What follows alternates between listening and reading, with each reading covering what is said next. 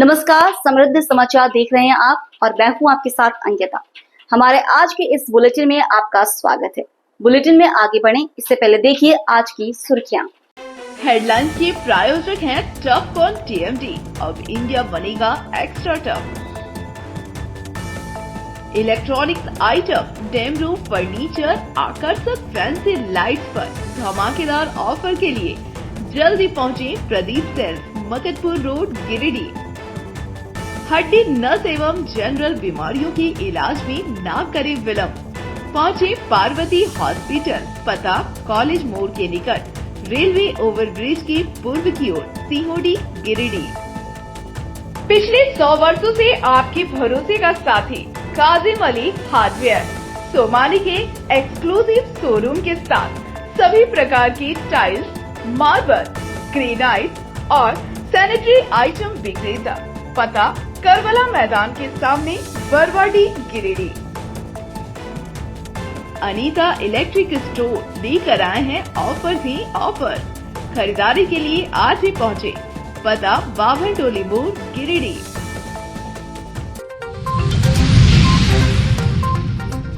गिरिडीह जिले में फिर हुआ 108 एम्बुलेंस कर्मियों का हड़ताल। 108 एम्बुलेंस सेवा फिर ठप। कर्मियों ने स्वास्थ्य मंत्री के खिलाफ की जमकर नारेबाजी।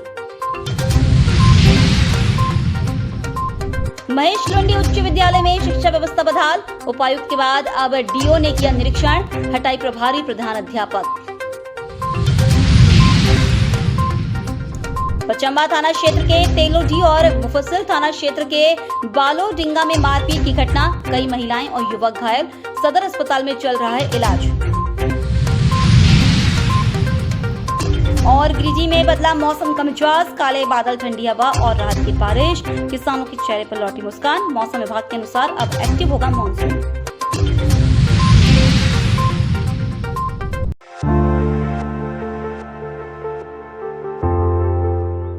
गिरिडीह जिले में एक बार फिर 108 एम्बुलेंस सेवा ठप हो गई है। जिले के सभी एम्बुलेंस कर्मी मंगलवार से अनिश्चितकालीन हड़ताल पर चले गए हैं। गिरिडीह स्टेडियम के समक्ष कर्मियों ने धरना शुरू किया और विभागीय उपेक्षा को लेकर तीखा विरोध जताया। इस दौरान स्वास्थ्य मंत्री के खिलाफ जोरदार नारेबाजी भी की गई।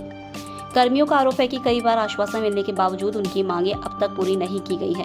कर्मियों ने बताया कि फरवरी में सम्मान फाउंडेशन नामक कंपनी को 108 एम्बुलेंस संचालन का टेंडर मिला, लेकिन कंपनी द्वारा न तो नियमानुसार वेतन दिया जा रहा है और न ही समय पर भुगतान हो रहा है। कई कर्मियों को सरकार द्वारा तय मजदूरी की बजाय मात्र 2500 से 3000 रुपए प्रति माह भुगतान किया जा रहा है। कर्मियों का यह भी कहना है कि अब तक उन्हें नियुक्ति पत्र तक नहीं दिया गया है, न वेतन में बढ़ोतरी हुई है और न ही कार्य की सुरक्षा सुनिश्चित की गई है। हड़ताल पर बैठे एक कर्मी ने बताया, माह भर की मेहनत के बाद भी सैलरी कब मिलेगी इसका भरोसा नहीं रहता। बैंक से गाड़ी की किश्त ले रखी है, बच्चों की फीस और परिवार का खर्च उठाना मुश्किल हो गया है। बताया गया कि इससे पहले भी कर्मियों ने कई बार हड़ताल की और विभाग और कंपनी को लिखित रूप में आवेदन देकर अपनी समस्याएं रखी, लेकिन बार बार अनदेखी की जा रही है। अब कर्मियों ने साफ कहा है कि जब तक उनकी मांगे पूरी नहीं होगी तब तक वे काम पर नहीं लौटेंगे। यहाँ बता दें कि इस हड़ताल से जिले के आपातकालीन स्वास्थ्य सेवा पर बुरा असर पड़ने की आशंका है। हमारे पास जो समस्या आ रहे हैं, पूर्वी स्ट्राइक किए हुए थे हम लोग, उस वक्त हम लोगों को आश्वासन दिया गया था, लेकिन वो आश्वासन हमारा सिर्फ लिखित ही रह गया। अभी तक ना उसके ऊपर प्रोसेसिंग हुआ है, ना और कोई तरह का बात हुई है। बोला जा रहा है कि ज्वाइनिंग लेटर, उसमें बोला गया था कि आपको 15 मई तक आपको ज्वाइनिंग लेटर और जो हमारा रेस्ट अमाउंट है वो सारे आपका क्लियर कर देंगे, लेकिन आज तक हम लोगों को मात्र ये 10 या 12 हज़ार रुपये मिले हैं करके। किसी को 2000, किसी को कुछ इस तरह से हम लोगों का रवैया देखते हुए कंपनी का हम लोग बहुत तंगी आ गए हैं। क्या कहें, कुछ तरह का बात ही नहीं हो पा रहा है। ना स्कूल का फीस भर पा रहे हैं, ना कोई अपना घर कर रहे हैं, ना किसी व्यक्ति ने अगर कहीं EMI पे गाड़ी ले लिया है, खुदा न खास्ते तो EMI नहीं भर पा रहा है 2000 का, क्योंकि उसे खाना है। सबसे पहले हमारा जो मांग है वो ज्वाइनिंग लेटर ही करे। उसके बाद जो पूर्व में कार्य कर रहे थे हमारे कंपनी में कर्मचारी, जो भी कंपनी में, उसके अनुकूल जो पेमेंट कर रहे थे, उसके श्रेणी जो वो कुशल श्रेणी में हम लोगों को रखा गया था, वो कुशल श्रेणी में हम लोगों को रखे और PF ESIC अति शीघ्र चालू करें। ना चालू करने के आज हमारा 6 महीना बीत गया कंपनी के साथ और हमारा PF ESIC नहीं हुआ। 6 महीना के अंदर में हमारे पास 2 घटना घट चुका। एक राहुल राय का नाम है, जो उसका बैग से पीछे से कोई ट्रक वाले मार दिए थे, जो कि उसको एडमिट हुआ। खुदा न खास्ते वो ट्रक पकड़ा गया, जिसके चलते उसका इलाज हो गया। नहीं तो फिर वो बोलता है अगर ट्रक वाले भी होते अच्छा जगह पे तो बोलते कि सीधा मैं आप इंश्योरेंस से लड़ के ले लीजिए, हमारे पास पैसा नहीं है। हर एक गाड़ी का नियम होता है कि अगर आपका एक्सीडेंट होता है तो आप इंश्योरेंस से पैसा ले लीजिए। कोई भी गाड़ी वाले जल्दी से देना नहीं चाहता है। हम थाना से सलट लेंगे, ऐसे कर लेंगे, वैसे कर लेंगे, ये करके निकल जाता है। तो वहाँ पे हमारा क्या है, स्वाभाविक था कि उस जब में अगर उस गाड़ी वाले को हम नहीं पकड़ते, उस गाड़ी वाले ने हमारा इलाज नहीं करवाता, तो हमारे राहुल जी आज हमारे साथ नहीं रह पाते, या तो फिर अपना पैसा लगा के इलाज करवाना पड़ता। तो ऐसे कंपनी में काम करने से हम लोगों को क्या फ़ायदा है जब हमारी सेफ्टी नहीं है। आज तक हमारे पास मेडिसिन नहीं मिला, उसमें बोला गया था कि आपको 15 मई तक सभी का हेल्थ किट सारे लोग गाड़ी में उपलब्ध हो जाएगा। एक भी गाड़ी में देख लीजिए, जो पुरानी कंपनी दी है वो भी एक्सपायर हो गई होगी दवा, वो दवा भी पड़ा हुआ है, वो सामान पड़ा हुआ है, लेकिन अभी तक हमारी इस गाड़ी से एक भी गाड़ी में कोई किट नहीं आया। हम कैसे पेशेंट को सेवा दे सकते हैं? गाड़ी किसी भी हालत में चलने जैसा नहीं है। कहीं भी जाएंगे बीच में आपका स्टीयरिंग खराब हो जाएगा, ब्रेक खराब हो जाएगा। किसी गाड़ी में पंखा नहीं चल रहा है जिससे पेशेंट को हवा मिल सकते, उचित फुल्ली इसका जो एसी है वो भी काम नहीं कर रहा है। आज फरवरी में सम्मान फाउंडेशन कंपनी 108 एम्बुलेंस चलाने के लिए टेंडर लिया, और ये कंपनी एक चोर कंपनी है जो हम लोग कर्मचारियों को गुमराह करके और काम ले रही है। ये 30 दिन काम करवा करके और हम लोग को पेमेंट दे रही है, किसी को 2600 रुपया, किसी को 2000 रुपया, इस तरीके से ये पेमेंट दे रही है। और फरवरी से आए हुए आज कंपनी का लगभग 5 महीना हो गया है। और आप लोगों को बता दें कि 9 तारीख से हम ड्यूटी कर रहे थे। 9 तारीख मतलब ड्यूटी हमारा पर डे चला था। 9 तारीख को हम ऑन ड्यूटी थे और ड्यूटी में 2 रात में केस किए। हम केस करने के बाद सुबह हम 6 बजे सो के उठे और हम लेटरिन बाथरूम किए और अचानक से मेरा पेट में दर्द हो गया।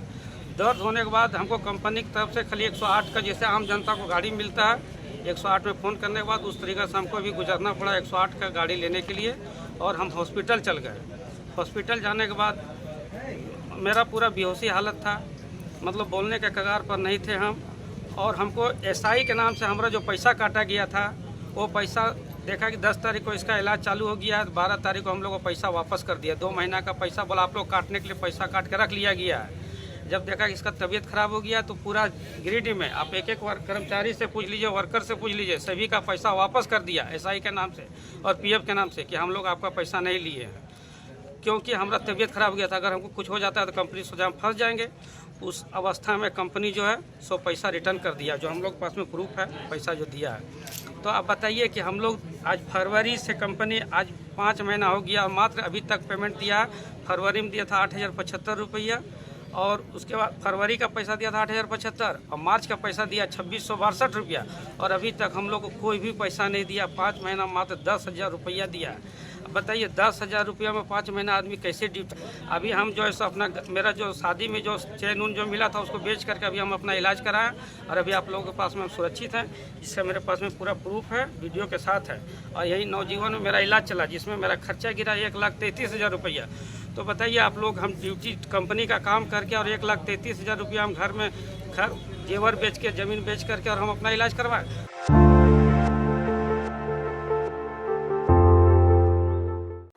शिक्षा व्यवस्था को लेकर गिरिडीह जिले के महेश लुंडी उत्क्रमित उच्च विद्यालय की हालात इन दिनों सुर्खियों में है। बीते दिनों उपायुक्त रामनिवास यादव ने विद्यालय का औचक निरीक्षण किया था, जहां शिक्षकों और छात्रों की उपस्थिति समेत पठन पाठन की स्थिति पर गंभीर नाराजगी जताई गई थी। इसी क्रम में मंगलवार को जिला शिक्षा पदाधिकारी वसीम अहमद ने विद्यालय का निरीक्षण किया। निरीक्षण के बाद प्रभारी प्रधानाध्यापक को तत्काल प्रभाव से बदला गया है। डीओ ने विद्यालय में पाई गई खामियों को लेकर कई निर्देश दिए हैं और जल्द ही शिक्षा व्यवस्था में सुधार का भरोसा जताया है।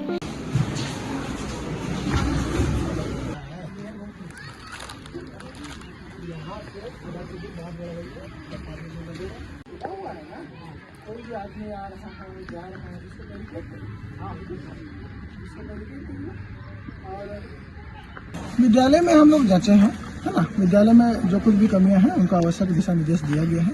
वर्तमान में कुछ जो शैक्षणिक और गैर शैक्षणिक कार्य हैं अद्यतन नहीं है तो उसको हम लोग करवा रहे हैं। अभी वर्तमान में तो हम लोग अभी यहाँ के जो प्रभारी प्रधानाध्यापक है उसको चेंज कर रहे हैं। इसके बाद जो वरीय पदाधिकारी हैं इसमें जो टीचर्स हैं उनको हम लोग HM का चार्ज दे रहे हैं और ये हेडमास्टर का जो परिवर्तन है वो आज से कल तक में हो जाएगा।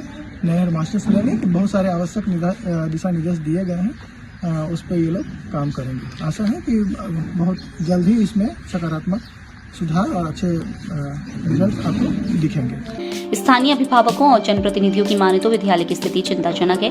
अभिभावक कन्हैया सिंह ने बताया कि पढ़ाई पूरी तरह अव्यवस्थित है। जब उन्होंने आरटीआई डालकर जानकारी मांगी तो उन्हें बताया गया कि शिक्षक की भारी कमी है। उन्होंने कहा कि हाल ही में उपायुक्त के निरीक्षण के दौरान कक्षा 9वीं में बोर्ड पर बी फॉर बॉय पढ़ाया जा रहा था, जबकि पढ़ाई का जिम्मा बीएड प्रशिक्षु के भरोसे छोड़ दिया गया है। कन्हैया सिंह है, मैं पपरौर में रहता हूँ। मेरे 2 बच्चे रुद्र प्रताप क्लास 8 और अनिरुद्ध प्रताप क्लास 7 में इसी स्कूल में विद्यार्थी हैं। हम लगभग हमारे बच्चे यहाँ से 3-4 साल से पढ़ रहे हैं। 3-4 साल से हम देख रहे हैं कि उनको ना अंग्रेजी का पढ़ाई हो रहा है, ना संस्कृत का पढ़ाई हो रहा है, ना विज्ञान का पढ़ाई हो रहा है। और जब हमने इसके लिए आवेदन दिया, आरटीआई किया, तो बताया गया कि हमारे यहाँ शिक्षकों की कमी है, जिसकी वजह से इन विषयों की पढ़ाई नहीं हो रही है। चलिए, उन विषयों की पढ़ाई नहीं हो रही, किसी विषय की पढ़ाई नहीं हो रहा है। डीसी सर जब परसों रोज जांच में आया है तो ब्लैक बोर्ड में देखा जा सकता है, जो उनके पोर्टल पर डाला गया है कि 9 क्लास में वो गए हैं तो बच्चे को पढ़ाया जा रहा है B for boy, B for baby. क्या ये सही है? क्या ये राष्ट्रीय शिक्षा नीति का अनुपालन है? यहाँ तो एकदम बिल्कुल राष्ट्रीय शिक्षा नीति का अनुपालन नहीं किया जा रहा है। और FLN तो यहाँ मजाक बन करके रह गया। यहाँ जैसे कि हम आया मैडम यहाँ प्रभारी है, वो 1 क्लास नहीं लेती है, ना लेती है, ना किसी को लेने देती है। वो अगर कहती है कि हमको लोग दिक्कत कर रहा है, लोग उनको दिक्कत नहीं कर रहा, दिक्कत वो लोग को कर रहे हैं। वो अपने भी बैठती है ऑफिस में, ऑफिस में बैठती है। ये क्या माजरा है कि जब वो नियमित शिक्षक है, एक भी क्लास नहीं लेंगे और बीएड के टीचर्स के भरोसे स्कूल को छोड़ दिया जाएगा। वहीं स्थानीय जनप्रतिनिधि गणेश ठाकुर ने बताया कि शिक्षा लक्चर स्थिति पर विद्यालय की प्रभारी माया कुमारी से जब स्थिति पर सवाल किया गया तो उन्होंने स्पष्ट कहा कि वे वरिष्ठता के आधार पर प्रभारी नियुक्त की गई हैं और स्वास्थ्य संबंधी समस्याओं के चलते पूरी जिम्मेदारी नहीं निभा सकती। गणेश ठाकुर ने बताया कि विद्यालय में 10 शिक्षक पदस्थापित है, लेकिन किसी की भूमिका स्पष्ट नहीं है और बच्चों की शिक्षा लगातार प्रभावित हो रही है। यहाँ 4 दिन पहले उपायुक्त महोदय निरीक्षण में आए हुए थे। उसी क्रम में हम भी यहाँ आए। उसके बाद कुछ बच्चों ने हमको शिकायत किया कि यहाँ पे पढ़ाई नहीं होता है। टीचर लोग एक इस क्लास में बैठते थे, एक क्लास में ही हमेशा बैठा रहते हैं, दूसरा टीचर पढ़ाते नहीं है। उसके बाद हम मैडम से आके बात किए, प्रभारी मैडम माया कुमारी, उनका कहना है कि हम सीनियरिटी के आधार पे यहाँ पे प्रभारी नियुक्त किया गया है और हम उतना देख रेख नहीं कर सकेंगे। हमारा तबीयत डाउन रहता है, हमको यहाँ प्रभारी से मुक्त करें। और यहाँ हमने देखा कि जितना भी क्लास है हाई स्कूल का, उसमें बीएड के छात्राओं और हाई स्कूल के टीचर लोग एक भी क्लास नहीं कर रहे हैं। और यहाँ पे टीचर की संख्या है 10, जिसमें 3 हाई स्कूल का है और 7 मिडिल स्कूल का और 1 पारा टीचर है। तो उन लोग अपना क्लास जो है, लेकिन एक क्लास में एक ही जिम्मा है और दूसरा टीचर जाते ही नहीं पढ़ाने। उसके बाद यहाँ आप देख सकते हैं अस्त व्यस्त कितना है। बहरहाल विद्यालय में शैक्षणिक माहौल बहाल करने के लिए जिला प्रशासन की ओर से कार्रवाई की शुरुआत हो चुकी है, लेकिन अभिभावकों और ग्रामीणों की उम्मीदें अब ठोस सुधार पर टिकी है।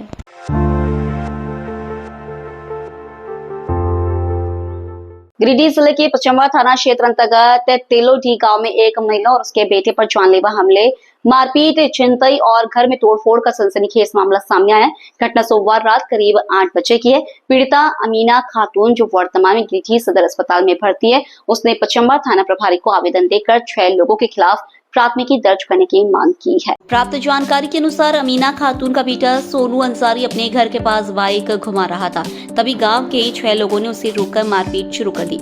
हल्ला सुनकर जब अमीना खातून बाहर आई और अपने बेटे को बचाने लगी तो आरोपियों ने उन पर भी जानलेवा हमला कर दिया। रॉड से वार कर उनके सिर पर गंभीर चोट पहुंचवाई गई, जिससे उनका माथा फट गया और वह खून से लथपथ हो गई। इसी दौरान उनके शरीर से चांदी की सिकड़ी छीन ली गई, जिसकी कीमत लगभग 10,000 रुपए बताई जा रही है। पीड़िता ने यह भी आरोप लगाया है कि उनके बेटे की जेब से 2,000 रुपए निकाल लिए गए और हमलावरों ने उनके घर का दरवाजा भी तोड़ दिया। मौके पर पहुंचे ग्रामीणों को देख आरोपी धमकी देते हुए फरार हो गए। घटना के बाद परिजन अमीना खातून को गिरिडीह सदर अस्पताल लेकर पहुंचे, जहां उनका इलाज जारी है। पीड़िता ने थाना प्रभारी से सभी आरोपियों पर उचित कानूनी कार्रवाई की मांग की है। मेरा नाम अमीना खातून है। अब देर रात को हमको मारने पर बेटा को मार रहा था, पति को बचाने के लिए तो पति को मारने लगा। अभी हम लिए तो हमको जान से मारने की धमकी दिया और कपार में मार दिया रड से। हम गिर गए बेहोश हो गए। अब सीना में दर्द है, यहाँ भी मारा है कि पता नहीं है। और गला में चेन था, ये भी हरा दिया है। हमारा जब आँख खुला तो हम देखे हॉस्पिटल में हैं। इसके बाद हमारे घर में कितना मारपीट किया है सो हम नहीं जान सकते, बेहोश थे, लेकिन हम नहीं जानते हैं। जब मेरा आँख खुला तो हम हॉस्पिटल में हैं। चलो डी कहा किस लिए मारपीट हुआ था? ये मेरा लड़का को मार रहा था। कौन मार रहा था? यही मेरा गाँव का बगल है, हारून, मुर्तजा, हैदर, शहाबुद्दीन और मोबिना सब मार रहा था बेटा का मेरा। और मेरे बेटा को छुड़ाने पति दिया तो इसी को मारने लगा। अब इसको मारने लगा तो हम देखे तो हम दौड़ के गए और हमरा भी मार दिया। यही मुर्तजा मारा है, रड से मार दिया है। कितना? में 2 आदमी। हमारा पति का नाक में मार दिया, ब्लेड आ गया है। क्या नाम है पति का? पति का नाम है मोहम्मद कुद्दूस अंसारी। और बेटा का? मोहम्मद सोनू अंसारी। पहले से हुआ, 4 बार फैसला हुआ। रमजान में केस भी हुआ, केस भी हम उठाए हैं और 35,000 नकदी पैसा गिन के दिए हैं। मतलब क्या चीज़ का केस हुआ था? यही मारपीट वाला, जो हमको इंसाफ है, यही बार बार मारता है, घर में घुस के गाली गलौज भी देता है। हम गरीब आदमी है, मेरा पति रिक्शा चलाता है, गेट तोड़ता है और गेट तोड़ देता है और बोलता है कि आप शत्रु को मार देंगे तब भी हमको चैन मिले। आए, उसके बाद उसका लड़का है शहाबुद्दीन अंसारी, हमको बोल रहा था तुम ऐसा ऐसा कहा करता है। उसके बाद उसका चाचा आया, गला दबा दिया। उसके बाद उसका चाची आया, छुड़ाने लगा, नहीं छोड़ रहा था। उसके बाद छोड़ दिया। उसके बाद मेरा पापा आया, तो पापा आया तो पूरा गाली गुप्ता देने लगा। उसके बाद उसका सब भाई आ गया, हम लोग को मारने लगा। सब नाम है हारून है, एक तो हैदर है और एक तो शहाबुद्दीन। कहाँ का रहने वाला है लोग? तेलोडी का। तब पहले भी विवाद होता था क्या? हाँ, पहले हुआ था। क्या है विवाद, किस लिए होता था? इसलिए इसीलिए जो हम बात कर रहे हैं इसीलिए।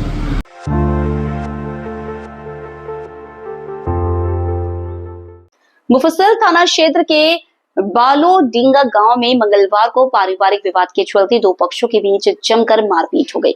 घटना में 3 महिलाएं घायल हो गई, जिन्हें इलाज के लिए सदर अस्पताल गिरिडीह में भर्ती कराया गया है। प्राप्त जानकारी के अनुसार एक पक्ष से जहीना खातून ने आरोप लगाया कि उनके दामाद के पिता की मृत्यु के बाद उन्होंने अपनी बेटी को स्थायी रूप से अपने पास रखने का फैसला किया था। इसी बात को लेकर उनके देवर और ननद ने आपत्ति जताई और कथित रूप से उनके साथ मारपीट की। कैसे क्या हुआ था, किस लिए बात करती है? मारपीट हुआ। मेरा भैंसुर ईटा चोरी करता था, रोज 2-3 रोज देखे। तीसरा रोज में मेरा मांझिल गोतनी टोक लिया। बड़ा भैंसुर चोरी किया, मांझिल गोतनी मेरा टोका। तो सबको गया पूछने के लिए। मेरा गोतनी लोग अगल बगल में 8-10 आदमी को बताया, जो देखिए मेरा ईटा 12 बार चोरी करता है ये लोग। तो सबको गया भाई गोतिया पूछने के लिए, भैया ईटा का चोरी करते हैं? मुझे ईटा का जरूरत है तो बोलिए, हम आपको गिरा देते हैं। बस चोरी चमारी अच्छा चीज़ नहीं है, बदलानी होता है सब। गोतनी ने बोला, तब तक ले बड़ी गोतनी गाली गलौज करने लगा। अब भैंसुर भी गाली देने लगा हमको, तो गाली देने लगा, बहुत रद्दी गाली देने लगा भैंसुर। तो कुछ नहीं बोले, हम चल गए सरदार सेक्रेटरी का पास। सरदार सेक्रेटरी को बुला के ला के दिखाएं तो मेरा गोतनी को पूछने लगा, तो बोला हम कुछ नहीं जानते, जाने का मालिक मेरा। तो उसके बाद में सरदार सेक्रेटरी समझा के चल गया दोनों तरफ से। फिर गाली गलौज देने लगा। हम बगल का आदमी है तो उसको हम सुना दिए गाली गलौज। गए अब फिर गए हम सरदार के पास, तो रोड में हमको पकड़ के दोनों माँ बेटी दामाद बेटा सबको मिल के रोड में। क्या नाम हुआ किसका? आपका क्या नाम है? जहीना खातून। कौन सा गाँव का? बालोडींगा। वहीं दूसरे पक्ष की नूरजहां खातून ने इन आरोपों को खारिज करते हुए कहा कि विवाद की जड़ पारिवारिक नहीं बल्कि संपत्ति से जुड़ी है। उनके अनुसार उन्होंने अपने घर के निर्माण के लिए ईंटें मंगवाई थी, जिन्हें कथित रूप से पहले पक्ष द्वारा चुरा लिया गया। इसी बात को लेकर विवाद बढ़ा और मामला हाथापाई तक पहुंच गया। वहीं पर हमारा बेटा रहता है, तो वहाँ से उसको घिसट के निकाल के उन लोग मारा। कौन मारा? हमारा देवर दूठो है। नाम बताओ। इसराइल नाम है एक देवर के, एक उसको बेटा का नाम है सोहेल, उसका पत्नी का नाम है संगीता, और एक देवर का नाम है इस्माइल, उसका बीवी का नाम है जहीना। किस लिए मार रहा है, किस लिए बोल रहा है? मारा ने बोल रहे कि हम जो बेटी का यहाँ लान के रखे न, उन लोग के कहना है बेटी यहाँ कहाँ लान के रखे, न रहने देंगे। बार बार हमारे दामाद को धमकी देता है, तुम यहाँ काहे आया, तुमको औकात नहीं है, तुम यहाँ आया, इसलिए मारा। कौन धमकी देता है? धमकी देता है हमारा छोटा देवर है, महिला देवर है, इस्माइल नाम है, उसका बेटा है प्रिंस है और टोनी है, उन लोग देता है। आप लोग थाना आवेदन दिए? हाँ? आवेदन में तो अभी आए नहीं है, 2 महीना हमारा दामाद के आने से हुआ है, ज़्यादा दिन नहीं हुआ है। क्या नाम हुआ आपका? हमारा नूरजहां है, किस जगह का है ये मामला? बालूलिया। फिलहाल दोनों पक्षों की ओर से मुफस्सिल थाना में शिकायत दर्ज कराई गई है। पुलिस मामले की जांच में जुट गई है और दोनों पक्षों से पूछताछ कर रही है।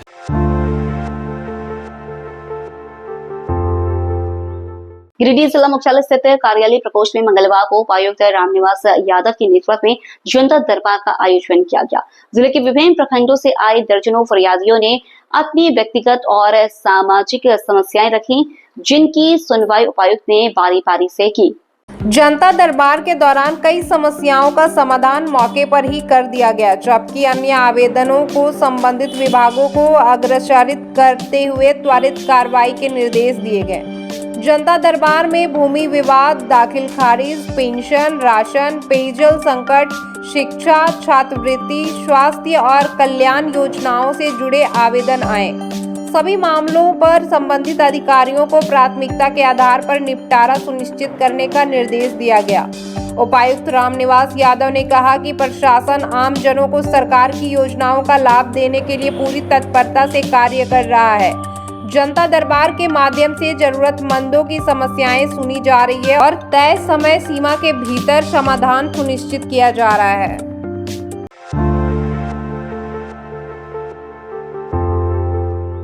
झारखंड में मानसून की हल्की आहट अब साफ तौर पर महसूस की जा रही है। मंगलवार को गिरिडीह का मौसम पूरी तरह बदला बदला नजर आया। सुबह से ही आसमान में काले बादल छाए रहे और रुक रुक कर बारिश होती रही, जिससे लोगों को गर्मी और उमस से राहत मिली। दिन भर बहती रही ठंडी हवाओं ने तापमान को भी काफी हद तक नीचे गिरा दिया। लोगों ने लंबे समय बाद मौसम को सुहावना महसूस किया। इस बदलाव से सबसे ज्यादा खुशी किसानों के चेहरे पर नजर आई, जो अच्छी बारिश की उम्मीद में आसमान की ओर टकटकी लगाए हुए थे। मौसम विभाग का अनुमान है कि आने वाले कुछ दिनों में मानसून पूरी तरह से सक्रिय हो सकता है और बारिश की रफ्तार में बढ़ोतरी हो सकती है।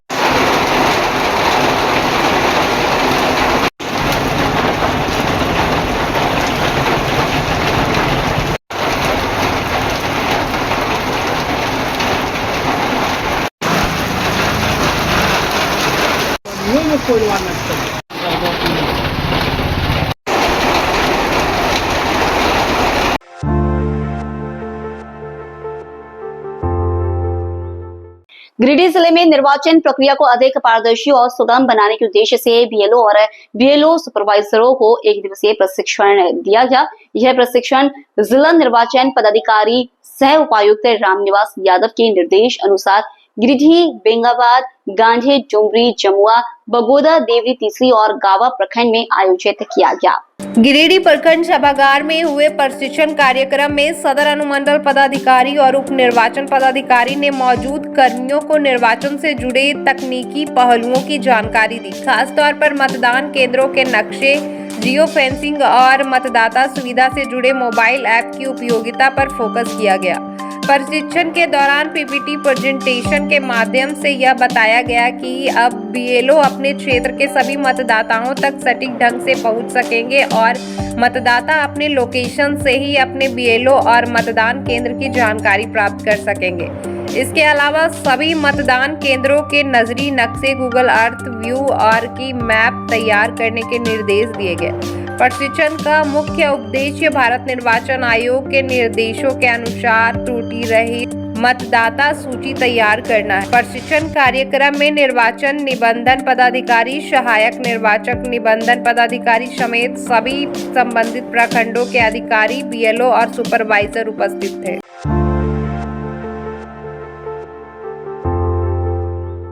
झामुमो गिरिजी महानगर समिति की एक महत्वपूर्ण बैठक मंगलवार को दोपहर नए परिसदन में आयोजित की गई। बैठक की अध्यक्षता महानगर अध्यक्ष राकेश सिंह रॉकी ने की। इस दौरान संगठन को जमीनी स्तर पर और अधिक मजबूत करने के उद्देश्य से समिति के विस्तार पर विशेष चर्चा की गई।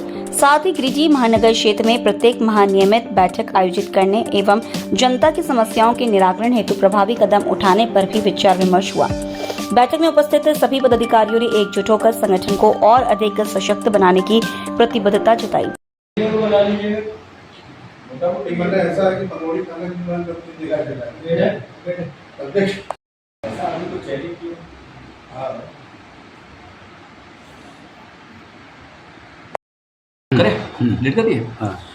आज झारखंड मुक्ति मोर्चा महानगर समिति के पदाधिकारियों की बैठक नए परिसदन भवन में हुई, जिसमें संगठन के विस्तार को लेके चर्चा हुई और इसमें किस तरीके को पदाधिकारियों को बनाया जाए, उनकी संख्या को बढ़ाया जाए, जिससे कार्य करने में हम लोगों को सुविधा मिले हो।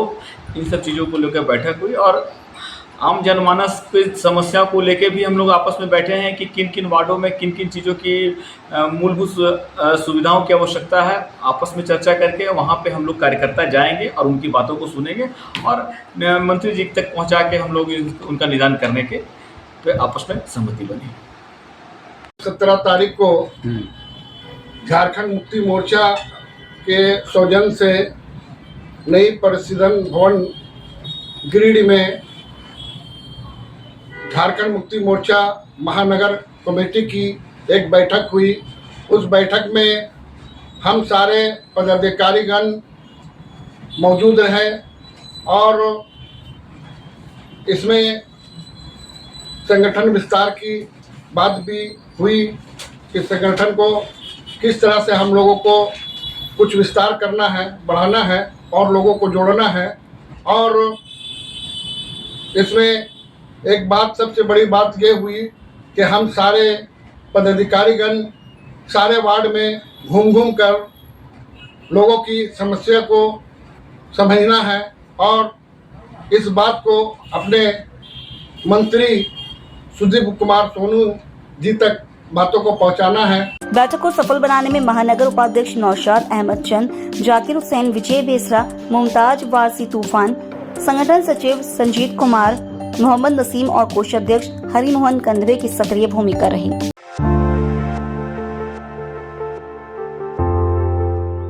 तो ये था हमारा आज का बुलेटिन। ताज़ातरीन खबरों के लिए जुड़े रहिए हमारे साथ फेसबुक पेज समृद्ध समाचार पर। इस बुलेटिन में बस इतना ही। दीजिए मुझे इजाजत। नमस्कार।